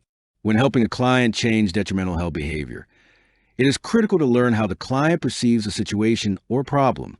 The client is more likely to change detrimental health behaviors if he realizes that there's a problem and that these behaviors lead to the problem. While understanding the client's ability to attend group meetings, his goals for treatment, and his motivation may help facilitate change, the nurse should first understand the client's perception of the problem and then determine what strategies might work from his perspective. Which of the following clients is at greatest risk for Berger's disease? 1. A 29-year-old male with a 14-year history of cigarette smoking. 2. A 38-year-old female who is taking birth control pills. 3. A 54-year-old female with adult-onset diabetes. 4. A 65-year-old male with atherosclerosis. The correct answer is 1. Berger's disease is a non-atherosclerotic, inflammatory vaso-occlusive disorder. The disorder occurs predominantly in younger men, less than 40 years of age, and there is a very strong relationship with tobacco use. Diagnosis is based on age of onset, history of tobacco use, symptoms, and exclusion of diabetes mellitus. Which assessment data warrants immediate intervention for the client in labor who is receiving an oxytocin infusion via pump? 1. The uterus periodically becomes hard and firm. 2. The client reports an urgency to void. 3. The client denies the urge to push. 4. The fetal heart rate does not return to baseline. The correct answer is 4. The fetal heart rate does not return to baseline. During a contraction, the fetal heart rate will decrease, but should return to the baseline fetal heart rate after the contraction. If this does not occur, it indicates the infant is in distress, and this warrants immediate intervention. This could also be a sign of uterine rupture resulting from overstimulation of the uterus. The oxytocin infusion should be stopped immediately. The uterus becoming hard and firm periodically indicates a contraction, which is expected when administering a uterine stimulant. The client wanting to urinate would be expected because the baby's head is pushing against the bladder. Denying the urge to push indicates the client is not in the last stages of labor. The emergency department nurse should question which healthcare provider prescription when providing care for an older adult with a fracture of the left ulna. 1. Get x-rays of the left forearm. 2. Give him a Paradine IM for pain. 3. Monitor vital signs every hour. 4. Elevate left arm on pillows. The correct answer is 2. Give him a Paradine IM for pain. Meperidine should not be used because of its toxic metabolites that can cause seizures and other adverse drug events, especially in the older adult population. X-rays are used to confirm the diagnosis. Vital signs and elevation are common actions for a patient in the emergency department, and elevation can decrease the swelling in the affected extremity. Which of the following skin preparations would be best to apply around the client's colostomy? 1. Stomadhesive. 2. Petroleum jelly. 3. Cornstarch. 4. Antiseptic cream. The correct answer is 1. Stomadhesive. Stomadhesive is effective for protecting the skin around a colostomy to keep the skin healthy and prevent skin irritation from stoma drainage. Petroleum jelly cornstarch, and antiseptic creams do not protect the skin adequately and may prevent an adequate seal between the skin and the colostomy bag. These activities are included in the care plan for a 78-year-old patient admitted to the hospital with anemia caused by possible gastrointestinal bleeding. Which activity can the nurse delegate to an experienced assistive personnel? 1. Obtaining stool specimens for the fecal occult blood test. 2. Having the patient sign a colonoscopy consent form. 3. Giving the prescribed polyethylene glycol electrolyte solution. 4. Checking for allergies to contrast dye or shellfish. The correct answer is 1. Obtaining stool specimens for the fecal occult blood test. An experienced AP will have been taught how to obtain a stool specimen for the fecal occult blood test because this is a common screening test for hospitalized patients. Having the patient sign an informed consent form should be done by the healthcare provider who will be performing the colonoscopy. Administering medications and checking for allergies are within the scope of practice of licensed nursing staff. The influenza vaccine is in short supply. Which group of clients would the public health nurse consider priority when administering the vaccine? 1. Elderly and chronically ill clients. 2. Childcare workers and children less than 4 years of age. 3. Hospital chaplains and healthcare workers. 4. School teachers and students living in a dormitory. The correct answer is 1. Elderly and chronically ill clients. The elderly and chronically ill are at greatest risk for developing serious complications if they contract the influenza virus. It is recommended people in contact with children receive the flu vaccine whenever possible, but these clients should be able to withstand a bout with the flu if their immune systems are functioning normally. It is probable these clients will be exposed to the virus, but they are not as likely to develop severe complications with intact functioning immune systems. During flu season, the more people the individual comes into contact with, the greater the risk the client will be exposed to the influenza virus, but this group of people would not receive the vaccine before the elderly and chronically ill. Sometimes, you may think the answer is too easy and obvious, but you should not try to second-guess the question. Test writers are not trying to trick you, they are trying to evaluate knowledge. Before we move on to the next question, the NCLEX Mastery Bundle is available. It includes over 100 animated review videos, hundreds of pages of notes, hundreds of case study questions, and over 1,000 NCLEX questions. Link is in the description, or you can get it at alphanurseguide.com. Back to the questions. The nurse is administering 9 o'clock medications to the following clients. Which client should the nurse question administering the medication? 1. The client receiving a calcium channel blocker who drank a glass of grapefruit juice. 2. The client receiving a beta blocker who has an apical pulse of 62 beats per minute. 3. The client receiving a nitroglycerin patch who has a blood pressure of 148/92. 4.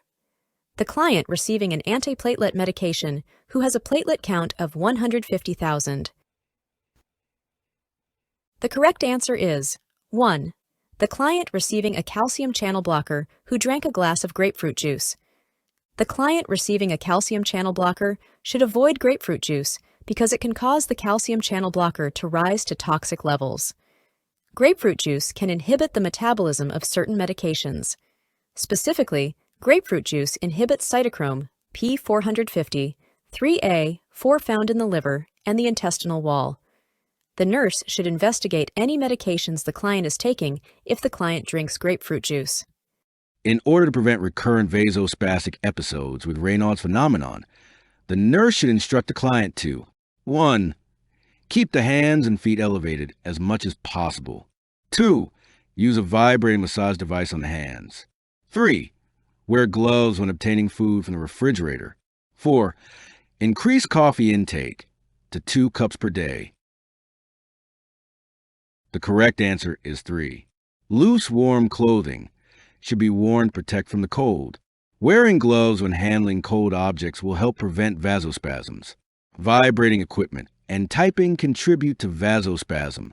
Tobacco and caffeine should be avoided. Elevation will decrease arterial perfusion during vasospasms. A client is scheduled for an arteriogram. The nurse should explain to the client that the arteriogram will confirm the diagnosis of occlusive arterial disease by 1. Showing the location of the obstruction and the collateral circulation. 2. Scanning the affected extremity and identifying the areas of volume changes. 3. Using ultrasound to estimate the velocity changes in the blood vessels. 4. Determining how long the client can walk. The correct answer is 1. Showing the location of the obstruction and the collateral circulation. An arteriogram involves injecting a radiopaque contrast agent directly into the vascular system to visualize the vessels. It usually involves computed tomographic scanning. The velocity of the blood flow can be estimated by duplex ultrasound. The client's ankle brachial index is determined, and then the client is requested to walk. The normal response is little or no drop in ankle systolic pressure after exercise.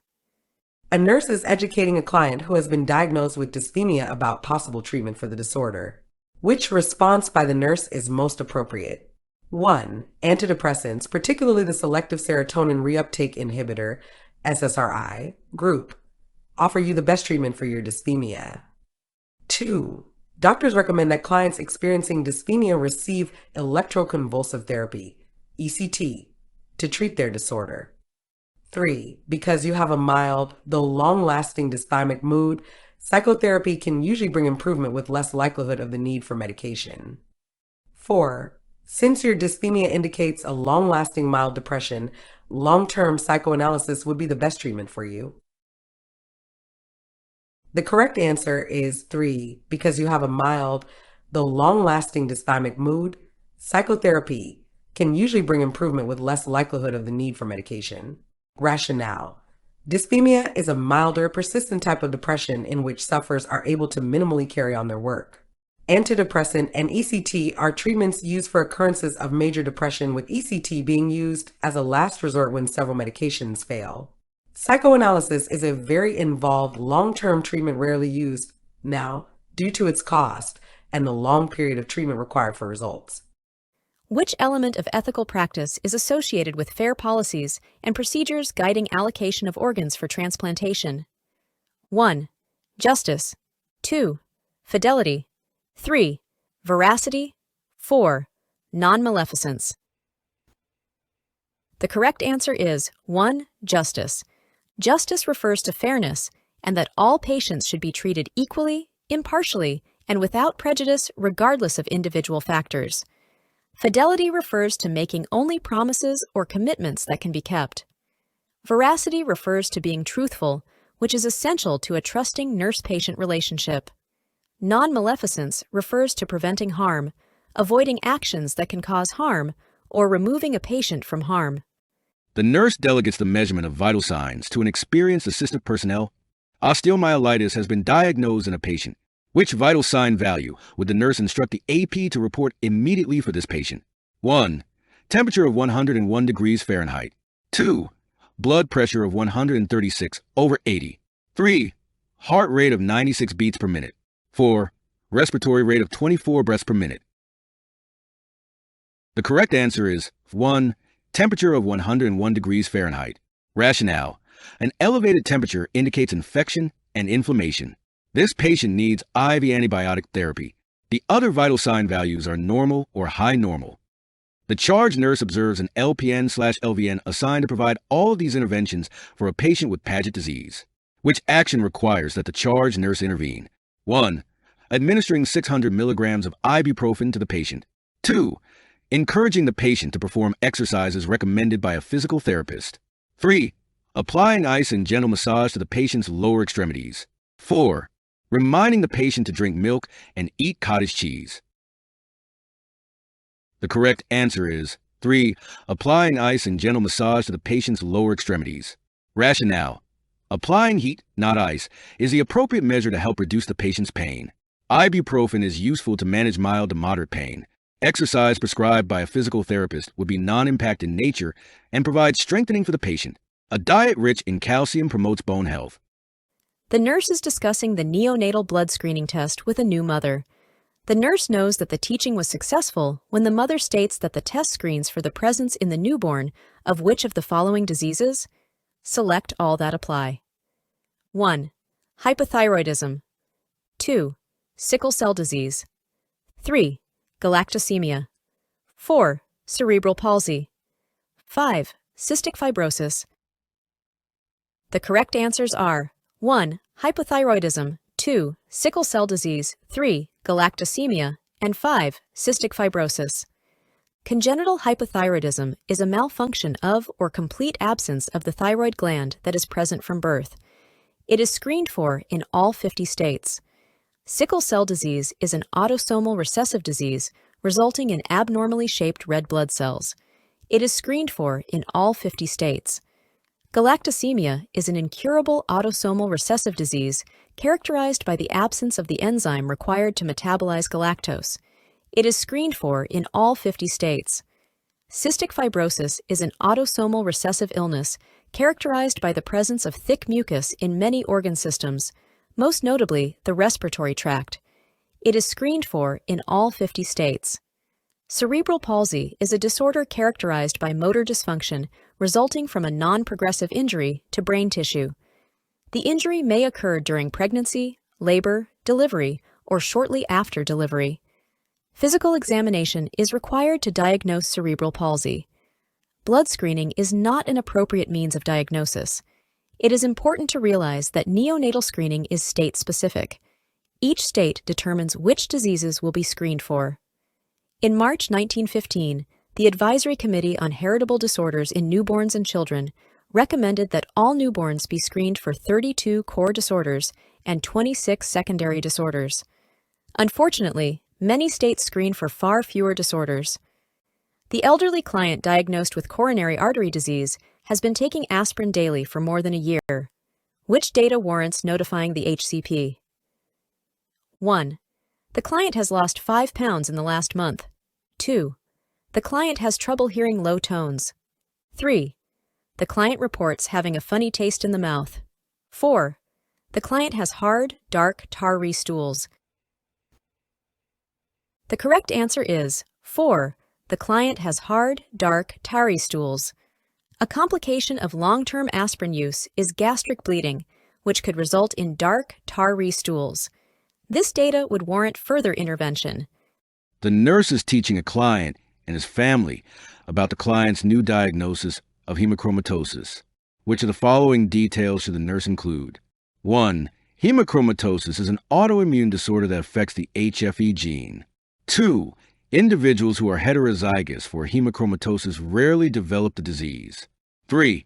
Individuals who are homozygous for hemochromatosis are carriers of hemochromatosis. 4. Men are at greater risk for hemochromatosis. The correct answer is 2. The nurse should teach the client and family that individuals who are heterozygous for hemochromatosis rarely develop the disease. Men and women are equally at risk for hemochromatosis, but men are diagnosed earlier because women do not usually have manifestations until menopause. Hemochromatosis is the most common genetic disorder in Canada and the United States. Individuals who are homozygous for hemochromatosis receive a defective gene from each parent.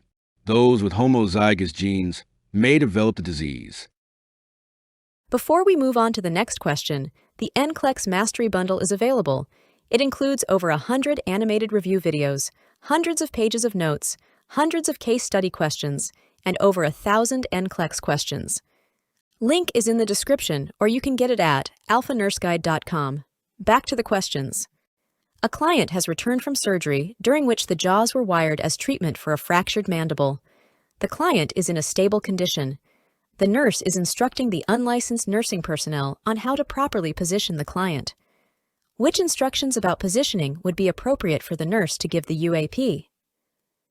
1. Keep the client in a side-lying position with the head slightly elevated.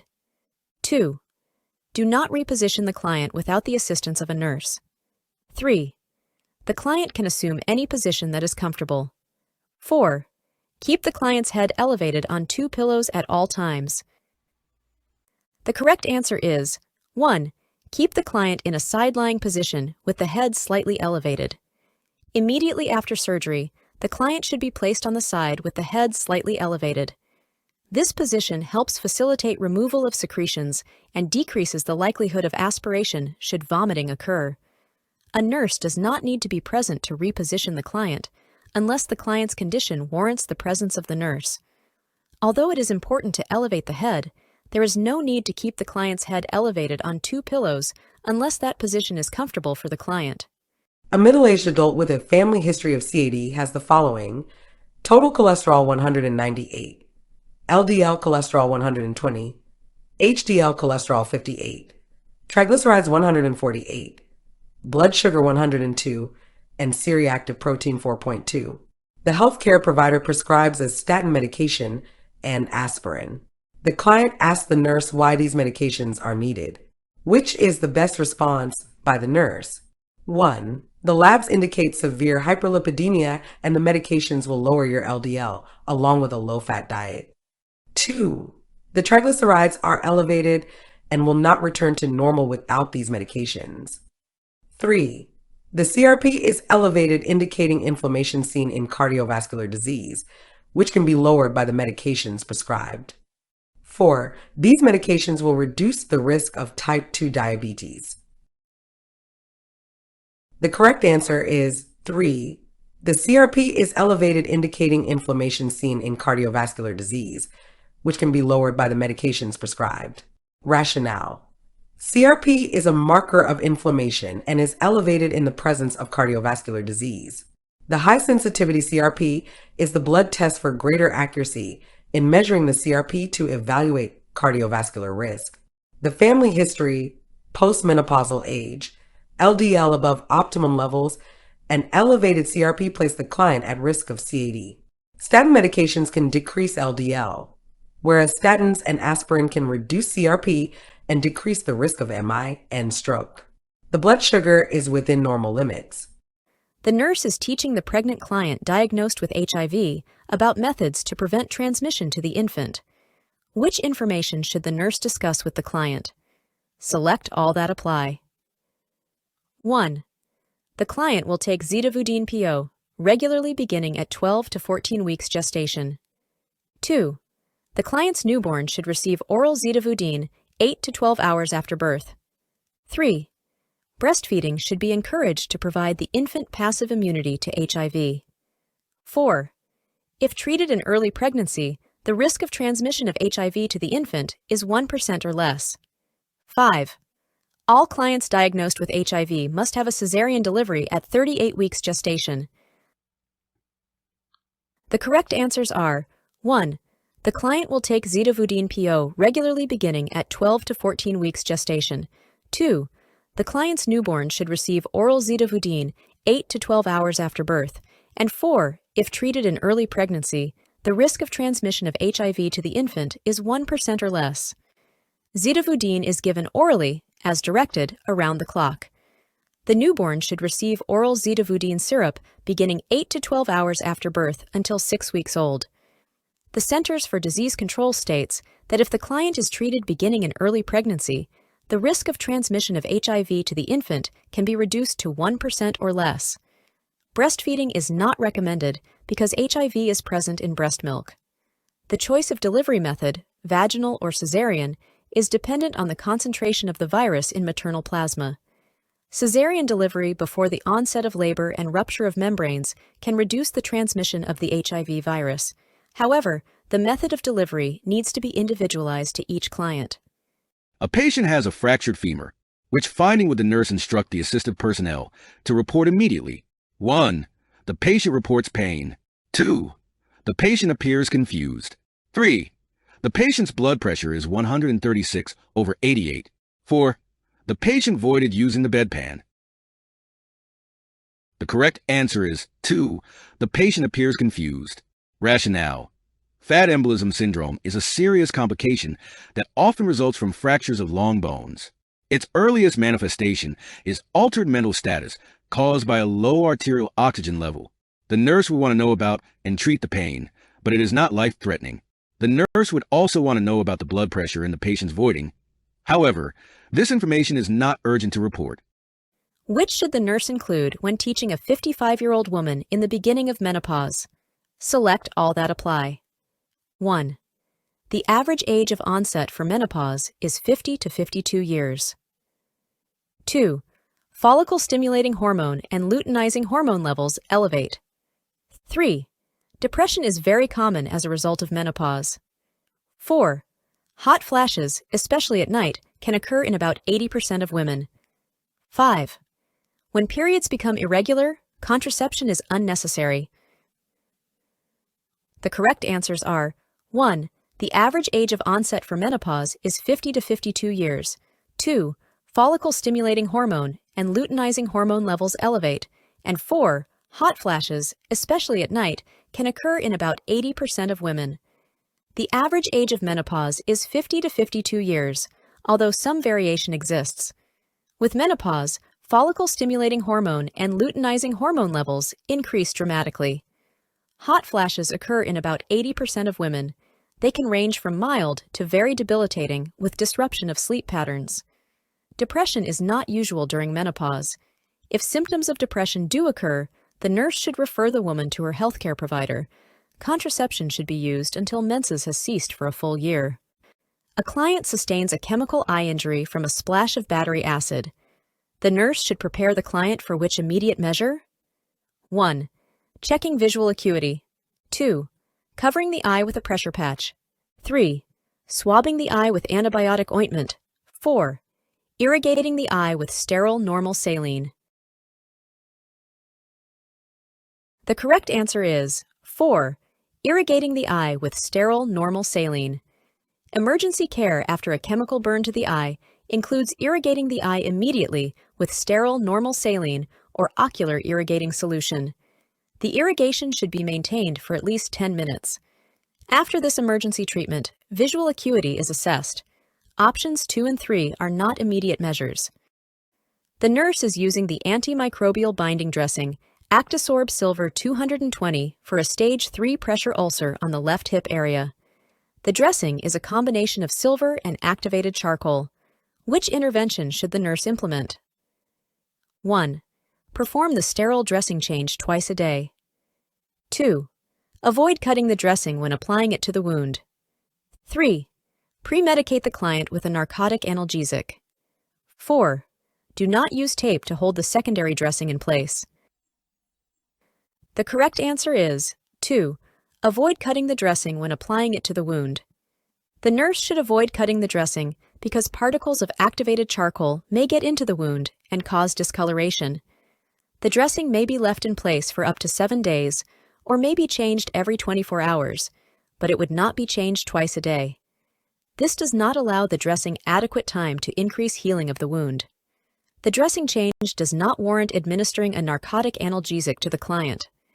Tape should be used to hold the secondary dressing in place, or the antimicrobial binding dressing will not remain in the pressure ulcer. A 7-month-old has a low-grade fever, nasal congestion, and a mild cough. What should the nursing care management of this child include? Select all that apply.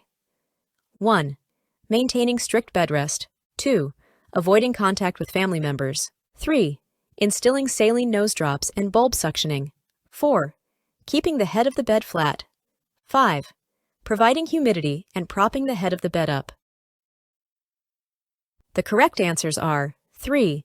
Instilling saline nose drops and bulb suctioning, and 5. Providing humidity and propping the head of the bed up. Infants are nose breathers and often have increased difficulty when they are congested. Nasal saline drops and gentle suctioning with a bulb syringe are often recommended. Other helpful suggestions for infants with colds are to provide humidity with a cool mist humidifier or take them into a steamy bathroom. In addition, raising the head of the bed helps with drainage of secretions. You can eliminate answer 4 given a basic understanding of interventions to improve respiratory function. The charge nurse is making assignments for the day shift. Which patient should be assigned to the nurse who was floated from the post-anesthesia care unit for the day? 1. A 35-year-old patient with osteomyelitis who needs teaching before hyperbaric oxygen therapy. 2. A 62-year-old patient with osteomalacia who is being discharged to a long-term care facility. 3. A 68-year-old patient with osteoporosis, given a new orthotic device whose knowledge of its use must be assessed. 4. A 72-year-old patient with Paget disease who has just returned from surgery for total knee replacement. The correct answer is 4. A 72-year-old patient with Paget disease who has just returned from surgery for total knee replacement. Rationale. The post-anesthesia care unit nurse is very familiar with the assessment skills necessary to monitor a patient who just underwent surgery. For the other patients, nurse is familiar with musculoskeletal system. Related nursing care are needed to provide teaching and assessment and prepare a report to the long-term care facility. The nurse's assessment reveals all of these data when a patient with Paget disease is admitted to the acute care unit. Which findings should the nurse notify the healthcare provider about first? 1. There is a bowing of both legs, and the knees are asymmetrical. 2. The base of the skull is invaginated platybasia. 3. The patient is only 5 feet tall and weighs 120 pounds. 4. The skull is soft, thick, and larger than normal. The correct answer is 2. The base of the skull is invaginated platybasia. Rationale. Platybasia, basilar skull invagination, causes brainstem manifestations that threaten life. Patients with Paget disease are usually short and often have bowing of the long bones that results in asymmetrical knees or elbow deformities. The skull is typically soft, thick, and enlarged. You can get the NCLEX Mastery Bundle now. Link is in the description, or you can get it at alphanurseguide.com.